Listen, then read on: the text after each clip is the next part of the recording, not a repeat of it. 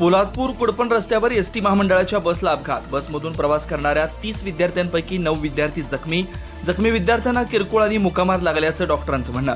जखमी विद्यार्थ्यांवर पोलादपूर ग्रामीण रुग्णालयात उपचार सुरू। पोलादपूर कुडपण मार्गावर क्षेत्रपाळ गावच्या हद्दीत झाला अपघात। रस्त्यामध्ये पडलेल्या खड्ड्यात एसटी बस आदळून झाला अपघात।